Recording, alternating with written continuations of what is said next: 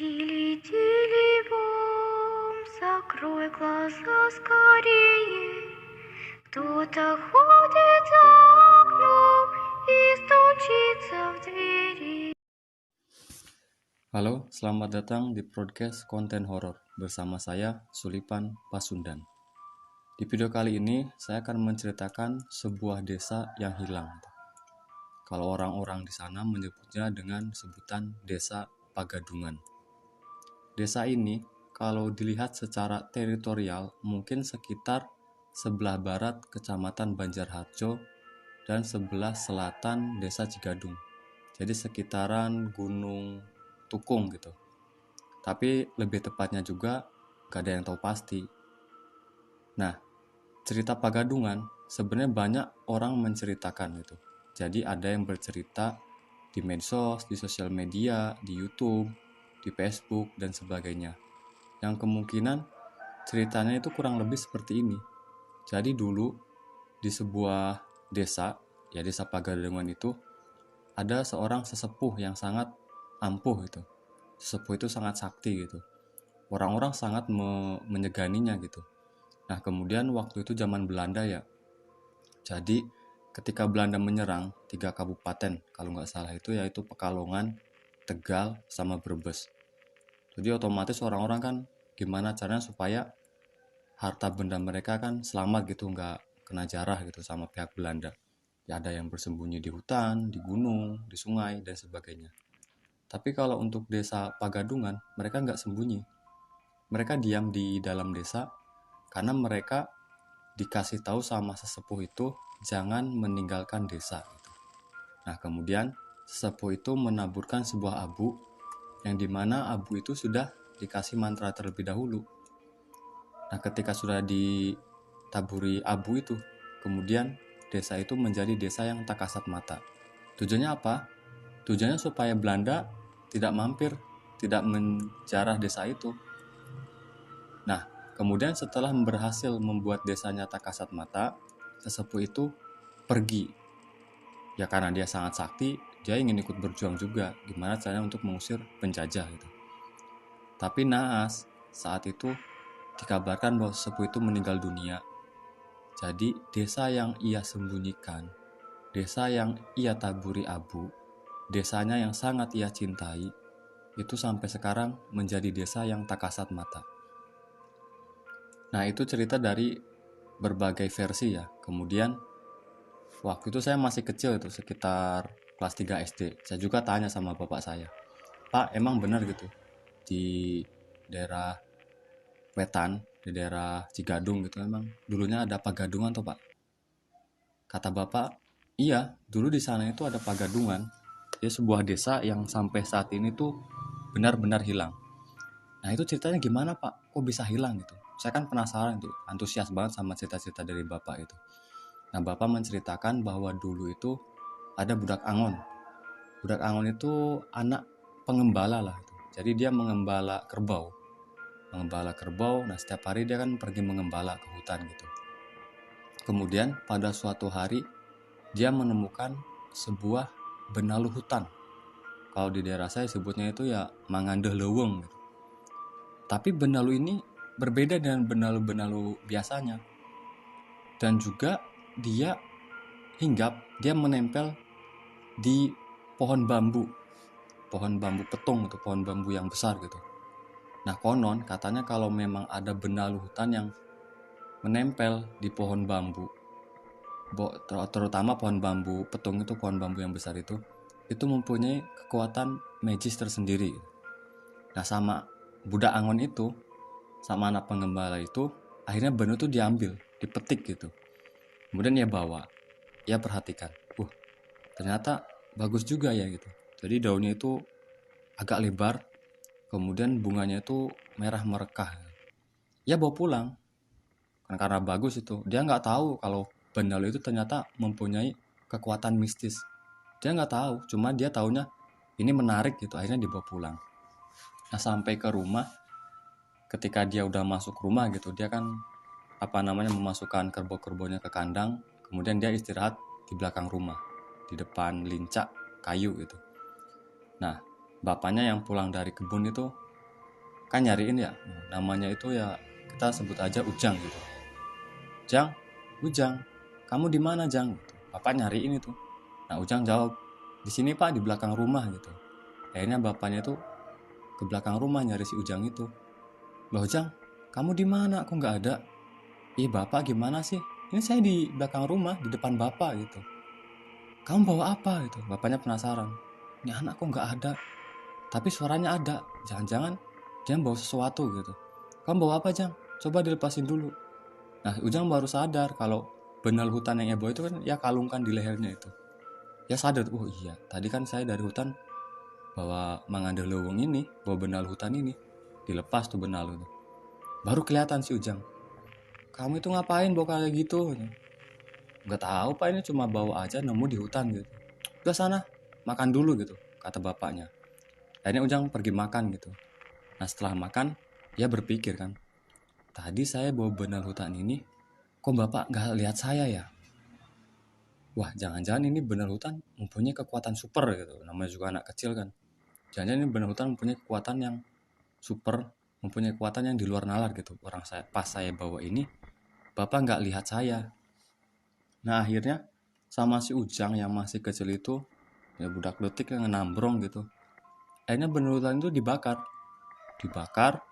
Setelah dibakar itu abunya ia kumpulkan.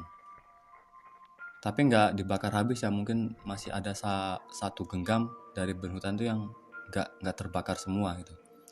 Nah ketika ia sudah mengumpulkan semua abunya, ia pergi untuk menaburkan abu itu mengelilingi desanya.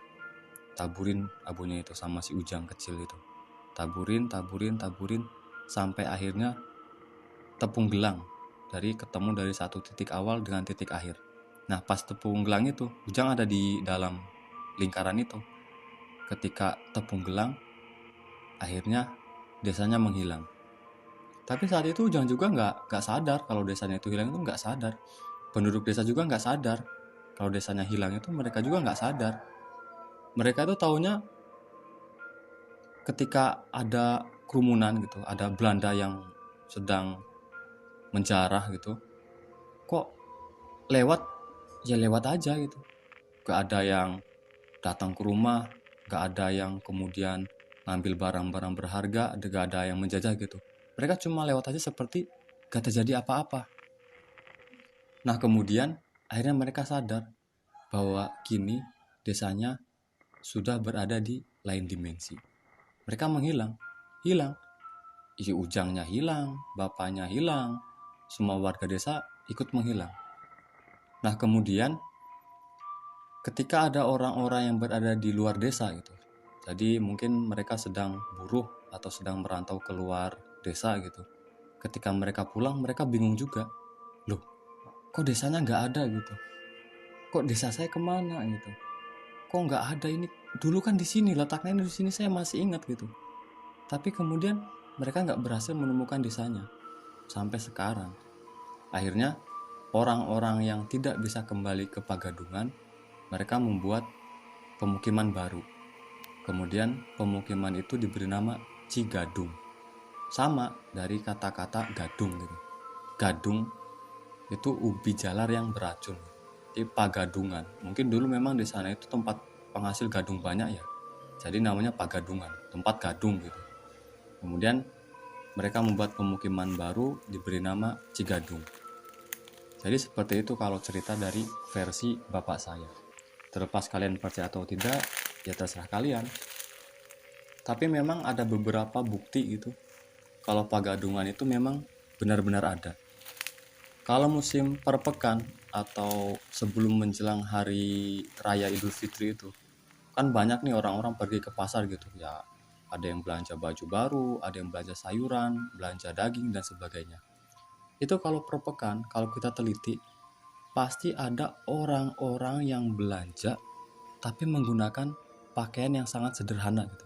Jadi pakaiannya itu masih sederhana sekali gitu, kayak pakaian orang-orang dulu gitu. Ya mereka belanja biasa gitu. Nah, kemudian kalau orang-orang yang jualan itu pulang ke rumah, mereka pasti menemukan koin logam zaman dulu gitu.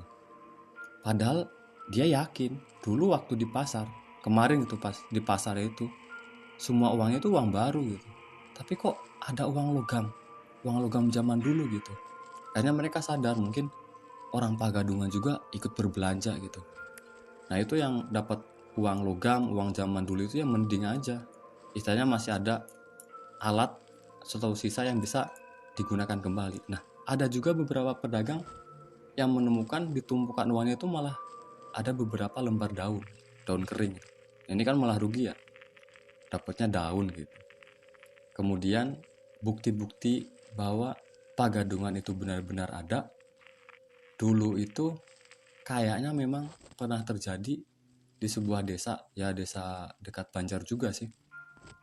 Ada seorang perempuan yang mau menikah gitu, kemudian dikabarkan hilang gitu.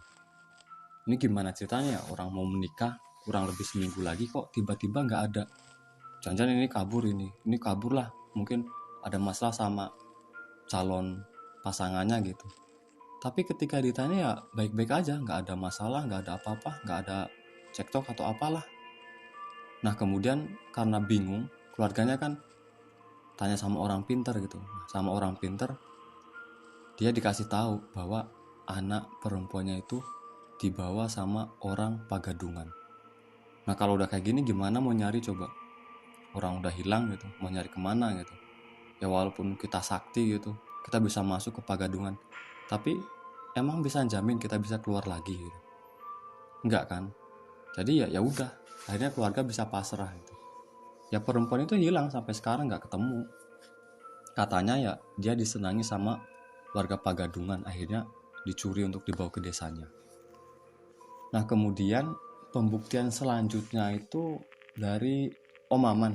Om Maman itu ya dia itu aslinya orang Pekalongan, kemudian dapat orang desa saya gitu. Nah desa saya itu ya sebelahan sama Cigadung gitu, ya masih satu lingkup kecamatan Banjarharjo juga. Nah Om Maman ini kan kerjanya di luar kota gitu. Ketika mau berangkat kerja itu kan harus lewat Banjarharjo dulu.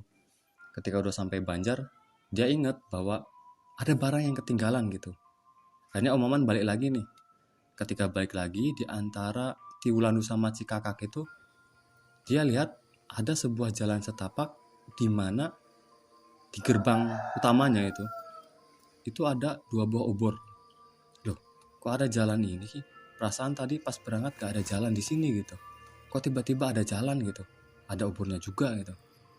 Maman cuma ngelihat itu sambil sepintas sambil lewat itu. Mungkin tadi saya salah lihat gitu. Tadi mungkin ada tapi nggak kelihatan gitu. Akhirnya ya pulang setelah mengambil barangnya. Om Maman balik lagi. Ketika dia balik lagi, dia udah nggak menemukan jalan itu tadi. Padahal dia ingat betul bahwa di sekitaran sini, sekitar antara desa Cikakak sama Tiwulandu itu memang ada jalan tadi. Tapi kok sekarang udah gak ada gitu. Obornya juga bahkan gak ada gitu. Nah ketika dia udah lama gitu, kejadian itu udah lama, ketika dia cerita sama mertuanya, mereka bilang, wah jangan-jangan itu jalan menuju desa Pagadungan. Untung kamu gak lewat sana. Kalau kamu masuk, iya kalau bisa masuk gitu, kemudian gak bisa keluar gimana gitu. Nanti kamu jadi warga desa Pagadungan juga gitu. Tapi alhamdulillah Om Maman gak masuk gitu, gak tertarik, gak terbujuk. Akhirnya ya sampai sekarang ya Om Maman masih ada gitu. Nah itu beberapa pembuktian bahwa Pagadungan memang benar-benar ada. Kemudian ada juga yang menceritakan bahwa 2 warga desa Cikakak itu katanya lagi nyari kayu bakar nih. Ketika nyari kayu bakar, mereka tersesat gitu. Jadi nggak tahu deh mau pulang kemana, kok jalannya kok kayak asing gitu. Nah kemudian mereka menemukan sebuah perkampungan gitu. Perkampungannya itu ya kayak perkampungan zaman dulu gitu. Jadi rumah-rumah masih pakai gedek gitu, pakai bilik, pakai anyaman bambu gitu. Orang-orang masih memakai baju yang sangat sederhana gitu. Nah 2 orang yang nyari kayu bakar ini kan akhirnya tanya gitu, Bapak jalan menuju ke Cikakak di mana ya gitu. Tapi orang-orang lihatnya kayak aneh gitu. Ya ini siapa gitu. Mereka melihat 2 orang itu kayak asing, kayak aneh aja gitu. Sama-sama kan. Yang 2 orang itu melihat warga desa aneh, Yang warga desa ngeliat dia juga aneh gitu. Akhirnya sama salah satu warga ditunjukin tuh, kalau mau pulang lurus aja gitu, pokoknya lurus, gak usah tengok kanan kiri, apalagi sampai tengok ke belakang gitu.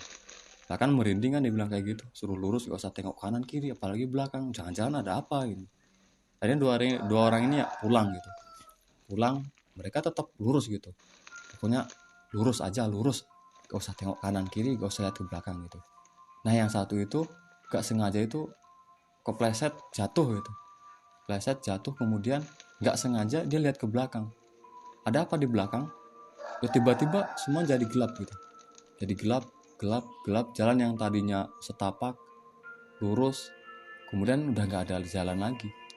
Mereka berdua ya akhirnya kebingungan, loh ini gimana kok malah gelap gitu.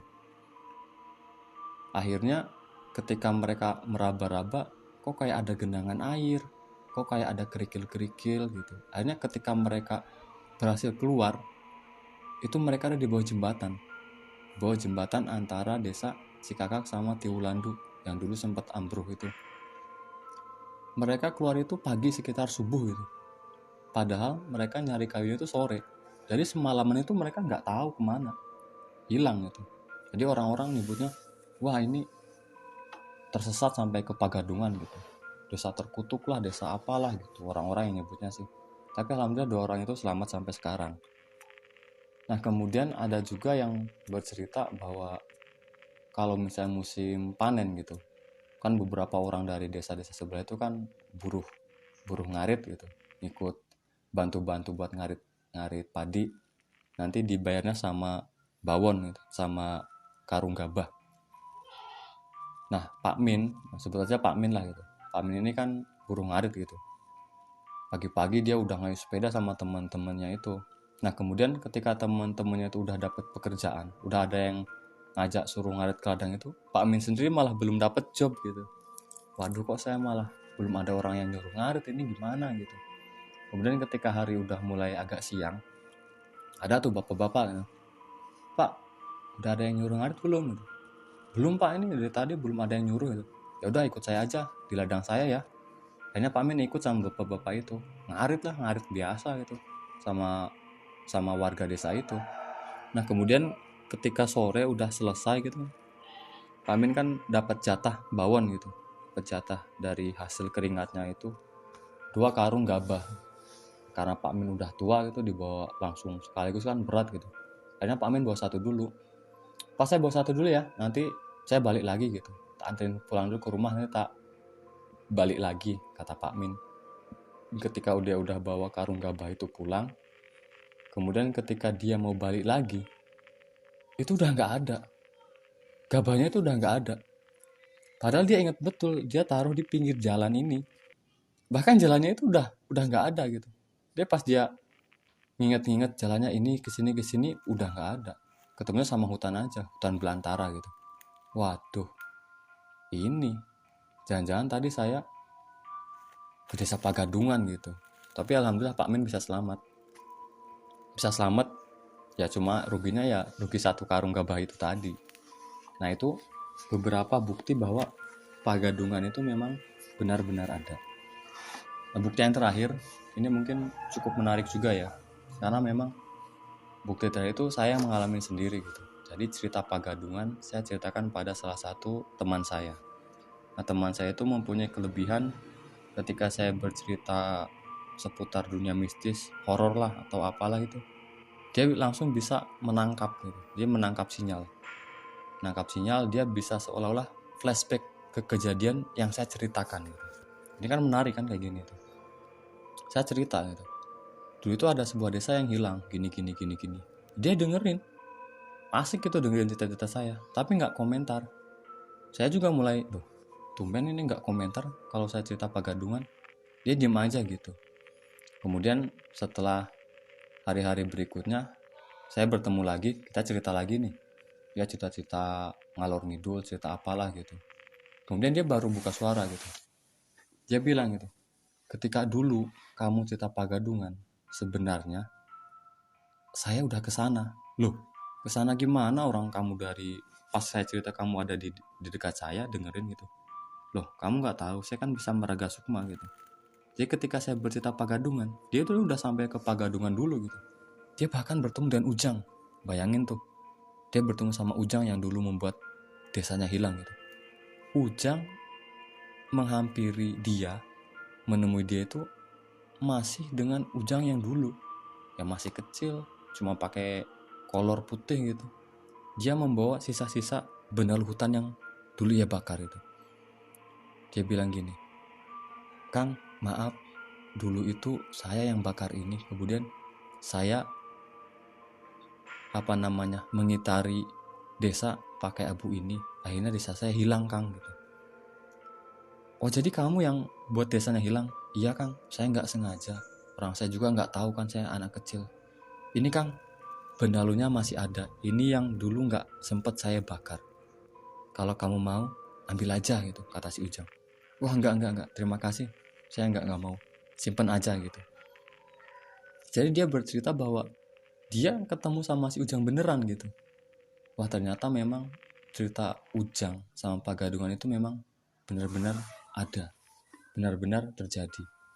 Nah, dia juga nambahin bahwa di desanya dulu itu, ini bukan desa yang hilang gitu, tapi orang yang hilang, tapi bukan masuk ke Pagadungan gitu. Jadi mungkin dia masuk ke dimensi lain juga gitu. Jadi waktu itu lagi ngeronda gitu ya. Ngeronda kan udah waktu jam itu kan mereka keliling gitu. Keliling-keliling kampung gitu. Nah, ketika lagi asik ngeronda, sebut aja Pak Suyat lah. Pak Suyat ini nemuin di perempatan desanya itu ada pohon beringin gitu. Bahkan ini aneh ya. Masa ada pohon beringin di tengah-tengah perempatan gitu. Orang Pak Suyat itu udah lama tinggal di desa itu. Tapi dia baru tahu sekarang gitu. Loh, kok ini ada pohon beringin sih? Tengah jalan lagi gitu. Akhirnya diliatin kan, dicor tuh pakai senternya. Pohon beringin apa bukan tuh ini? Pohon asli atau pohon apa ya gitu. Dia deketin. Akhirnya dia sentuh pohon beringin itu. Nah, ketika dia sentuh, memang gak terjadi apa-apa. Jadi biasa aja kayak nyentuh pohon beringin ya biasa aja gitu. Tapi ketika dia balik badan buat nerusin pekerjaannya lagi, nerusin rondanya lagi, dia bingung. Kok saya ada di sini? Ini di mana ya gitu. Jadi desanya itu tiba-tiba kayak jadi desa yang asing di mata dia itu. Rumah-rumah penduduk jadi rumah-rumah seperti rumah-rumah zaman dulu gitu. Orang-orang juga pakai kebaya, pakai jari gitu, pakai kain-kain seadanya gitu. Dia kan bingung gitu. Loh, ini saya ini ada di mana gitu. Akhirnya dia dikasih tahu sama salah satu warga itu, kamu masuk ke kampung saya, di mana kampung saya itu berbeda dengan kampung kamu. Jadi kami ini memang seperti manusia, tapi kami ini bukan manusia gitu. Wah, digituin kan kaget tuh Pak Suyat itu. Waduh, lah saya ini berarti masuk kampung lembut gitu. Ya yang tadi bisa sama dia cuma senyum aja gitu. Saya pengen pulang, ini gimana gitu. Kalau kamu pengen pulang, tadi kamu kesini pakai apa gitu. Ya nggak pakai apa-apa sih. Saya cuma tadi nemu pohon beringin di tengah jalan, tengah perempatan. Kemudian saya sentuh itu pohon beringin. Terus nggak tahu kenapa saya ada di sini gitu, kata Pak Suyat. Kemudian orang itu jawab, berarti kalau kamu pengen pulang, cari pohon beringin itu juga. Cari pohon beringin yang sama, kemudian kamu sentuh. Pasti kamu bisa pulang gitu. Akhirnya Pak Suyat ini setiap malam dia keliling-keliling desa itu, nyari pohon beringin itu. Nyari pohon beringin sampai dapat lah. Tapi ketika dia mengingat-ingat jalan, mengingat seluk-beluknya itu, pohon beringin itu nggak ada sama sekali. Sampai akhirnya dia udah sekitar 1 bulan lah di sana, sekitar 30 hari. Pak Suyat akhirnya nemuin pohon beringin itu juga. Nah, ini nih pohon beringin yang dulu saya sentuh, akhirnya saya tersesat sampai ke sini. Akhirnya dia mendekati pohon beringin itu, ia perhatikan baik-baik. Kemudian ia berkata, saya ingin pulang gitu. Disentuh pohon beringin itu. Kemudian tiba-tiba apa? Ya tidak terjadi apa-apa. Cuman dia bingung juga, loh, saya ada di mana ini? Jadi bangunan-bangunan itu udah berubah gitu, jadi bangunan-bangunan modern gitu. Yang dulu cuma rumah-rumah sederhana, sekarang udah tembok tinggi-tinggi gitu. Dia bingung, tapi dia yakin bahwa dia udah kembali ke alamnya gitu. Akhirnya dia inget-inget jalan untuk ke rumahnya itu. Ketika dia menelusuri jalan setapak dan kemudian dia sampai di sebuah rumah, dia ingat betul bahwa ini tuh rumahnya yang dulu ia tinggalkan gitu. Tapi kok bangunannya kok jadi tambah baru gitu, jadi bangunan-bangunan anyar gitu. Kemudian dia kulon nuwun gitu. Kemudian ada laki-laki paruh baya keluar gitu. Dia kaget itu. Laki-laki yang paruh baya itu keluar kaget. Kaget terus meluk Pak Suyat itu.